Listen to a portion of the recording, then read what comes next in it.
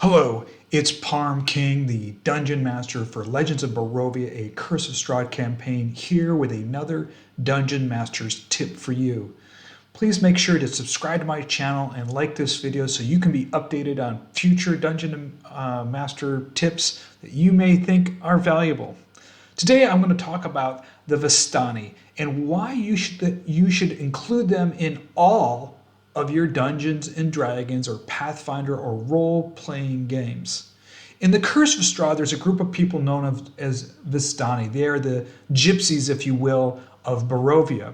However, while they're an amazing group of people with lore and interesting skills, including the famous Tarot card reading, they're pretty much underutilized just in Curse of Strahd. And I started to realize what an interesting group of people that you could introduce to any campaign. And here are some simple reasons why, and then we'll delve into some of the features the Vistani may offer in your campaign. In all our campaigns, as we're leading our players across the various realms of Dungeons and Dragons, they're going to be on the road. In many cases, it might be a long way before there's another village. Well, the Vistani are a roaming, traveling band of people with their wagons and tents. So the Vistani camp can be virtually a city alongside the road. The Vistani include silversmith, coppersmith, haberdashers, cooks, weavers, musicians, tarot card readers, tool makers, and merchants. So having this camp alongside your road is a great place where your characters, if it's going to be a long distance, can stop by and maybe learn some lore, have a card reading, fix some equipment, or just engage around the campfire in some interesting role playing to learn about lore of the various areas that your characters are traveling with. The Vistani also have the famous Tarot card reading by Madame Ava in Curse of Strahd, and this is such an amazing experience for players. It's a way to give them a fortune telling, send them on a quest, have them look for interesting things throughout your campaign. In addition, the Vistani have a unique set of curses. And what I did here as we go through this is not only can your players be cursed by the Vistani, but perhaps if your players become friends with the Vistani can curse somebody on behalf of your players. Maybe there's an enemy or an NPC in town that you wish to curse. So let's talk a little bit about Vistani. Now, I'm doing this in Foundry. You can, of course, do this in any type of role-playing game, whether it's on the tabletop or whether you're using another virtual tabletop system. But I put everything into a journal note called Vistani with some links in here, including some tables. So let's go through this together, and hopefully you'll see the value in the Vistani just like I do. First, the Vistani, as described by Dungeons & Dragons, are wanderers traveling about in horse-drawn, barrel-topped wagons. They're flamboyant, dressed in bright clothes. They enjoy drinking quite a bit of wine around the campfire. Here's an image of them here. And I put an image here. I found this online. This is just an image of a camp. There's tons of images on Google search. My favorite image, of course, is the one that is done by, and it's in the background, which I'll show you, is the animated image of the Vistani camp by James RPG Art. I'll put a link into the description. But it describes the Vistani as having silversmiths, coppersmith, haberdashers, cooks, weavers, musicians, entertainers. So obviously you can introduce any of these NPCs into the camp that your characters run across. The Vistani are an interesting kind of clan. They run on a system where the oldest member of the party is kind of the ruling of the roost, kind of directs the Vistani on what to do. They actually have their own kind of interesting cryptic language of riddles. This is another interesting language that you could use like Thieves' Cant, in which the Vistani are sending messages back and forth, and maybe one of your characters can learn the Vistani language. So I would certainly think about adding Vistani language, sort of like a Thieves' Cant, into your campaign. Let's talk about some characters, two characters that you can use immediately in a Vistani camp. Obviously, we know who Madame Ava is, but I created a guy named Petra Kaltani, who is the local merchant who travels with the Vistani. And what I think that's interesting about Petra, who is my invented character or merchant who travels with Vistani, is you want to include some interesting magic items. Remember, the Vistani are an interesting group of people. They know some lore, perhaps some magic, and a couple of weapons that or items that I'll name and put a little bit of story behind it. And I'll show you a couple of them. So in here, I put in the ring of animal influence, the ring of jumping, ring of swimming. I put a shield in here, a +1 shield. I called it Radamere Shield. There's a little lore behind it. The Vistani came across a battle. A knight named Radamere was dead, and his shield was there. It was a magical shield which the Vistani stole, and they could sell for 5,000 gold here. So there's some interesting things and interesting loot that you can include to the Vistani merchant and put a little story behind it. Perhaps Petra will have your characters go on a quest in order to trade or barter. So in my imagination, the Vistani is not just a merchant that you'd find in a normal town. He's willing to barter or trade, maybe send you on a small quest because maybe you really want that shield +1 or that animal ring of influence. And what I wanted to do, instead of having these just very expensive certain magical items, I wanted Petra to be willing to barter and maybe send you on that quest, or maybe go find somebody, or maybe he has to have you go put a curse on somebody. So I'm using here loot sheet with the merchant settings in here. I'll go ahead and make another video about setting up a merchant. I've made another one about theater of the mind setting. And you could do interesting theater of the mind of the back of a Vistani wagon. In fact, I might have one in here. Let me find one. Yeah, there's a Vistani wagon, an internal Vistani wagon. I saw one. Let me just find one here, which you could use as a theater of the mind map, which I thought was pretty good. Where did it go? I saw one. Anyway, let me just scroll through here. I don't see it right now off the top of my head. There is a picture of a Vistani looking wagon here. You could probably use something like this as a theater of the mind map, so it looks like the back of a wagon, and maybe Petra is in this wagon. Let's go back to Curse of Strahd, but you can see I've also put in the potion of animal friendship, the feather token bird. One of the things that's amazing about Dungeons & Dragons is there's so many of these little tiny magic items that players normally aren't interested, or maybe they're not included in any of the campaigns and adventures, and that's where I would go through and try to find one. Stuff like the Vistani would have stuff like this Chime of Opening. This is a hollow metal tube, 1 foot long. You strike it as an action, pointing it at an object with 120 feet, and it can open a door or a lock. And the chime has this clear tone. I mean, this is a really interesting little magic item that Petra, the merchant, the trader, the Vistani trader, can sell to you or ask you to barter with you or send you on a quest to get something like that. The feather token of the bird is another really interesting one that creates this bird.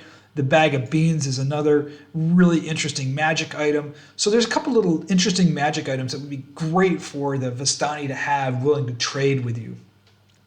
Let's go on to, obviously, Madame Ava.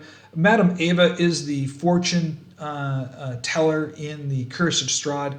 Having a fortune teller in the Vistani camp is an awesome experience. I think it's really great to introduce your characters to that experience.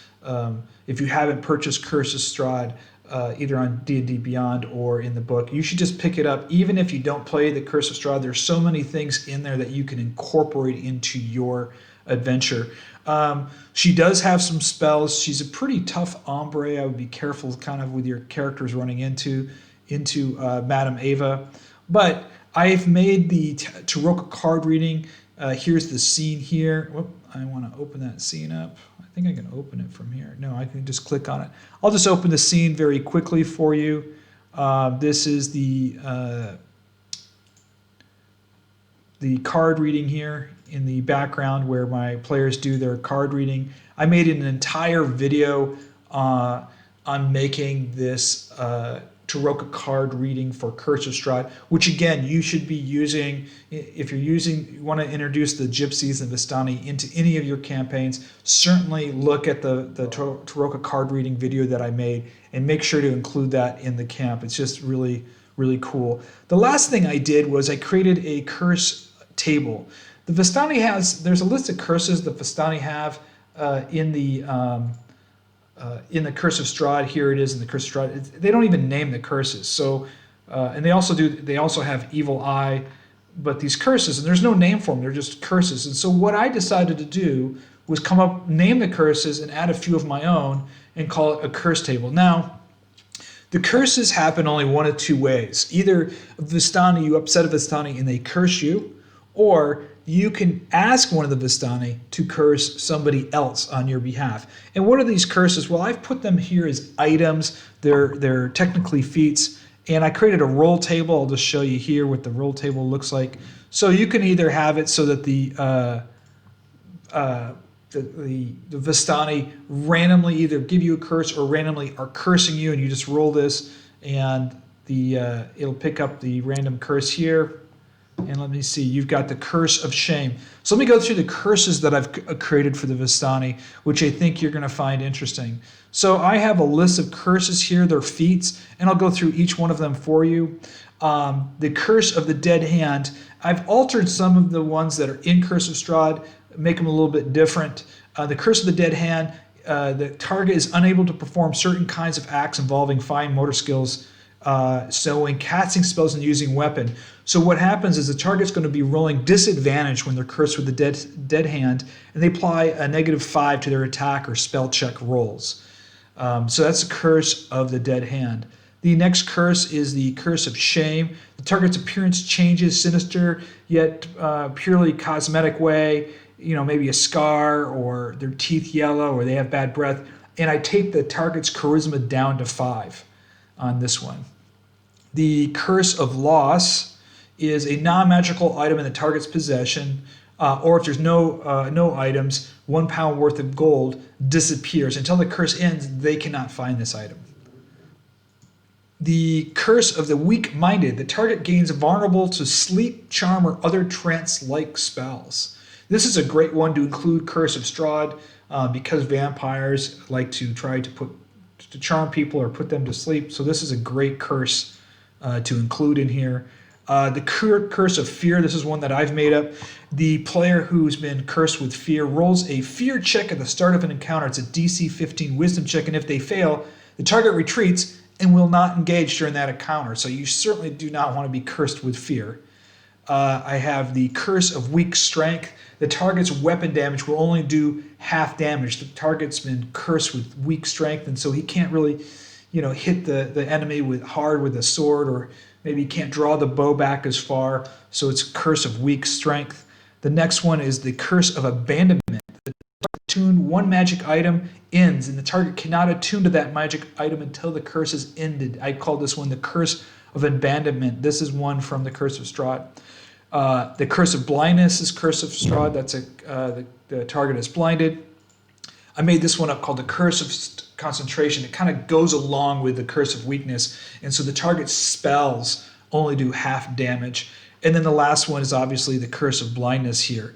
Now, I set these as items, but they're feats.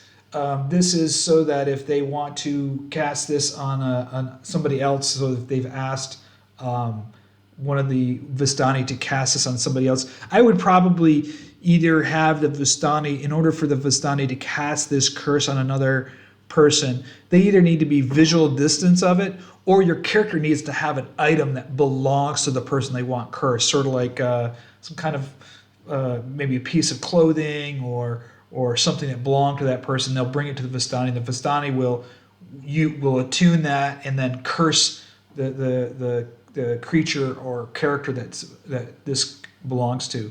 In order for the curses to end, in order for a curse to end, the Vistani, you need to either use Remove Curse, a Greater Restoration spell, or something similar. It does not end when the target dies. If a cursed target is returned to life, the curse remains. So even if you die and are brought back to life or resurrected, it does not end. So you need to Remove Curse, or Greater Restoration spell, or similar type of magic. So these curses are really cool. They add an interesting flavor and dimension to the game. I really like the Vistani. I think you should include the Vistani not just in Curse of Strahd. Include them in other games. You include them in a village, in a city. As he travels to the city, they should know and be engaged with thieves guilds, or know some of the bartenders or some tavern folk. Remember, the Vistani kind of, for the most part, are traveling in their clans with their wagons and camping outside of villages where you'll most likely run into them. But introducing them into villages and stuff, they're just such a interesting group of characters and people that I think are definitely something to introduce into your game. I hope that you find this video helpful. You've learned a little bit more about Vistani, added some flavor things that I think, including the merchant or the trader, the card reading, the derogatory card reading, and the curse table. They are definitely a group of interesting characters to add a little spice to your adventure and your campaign, even outside of Curse of Strahd. If you enjoyed this, found it valuable, please like this video and subscribe. And until next time, may your rolls be critical.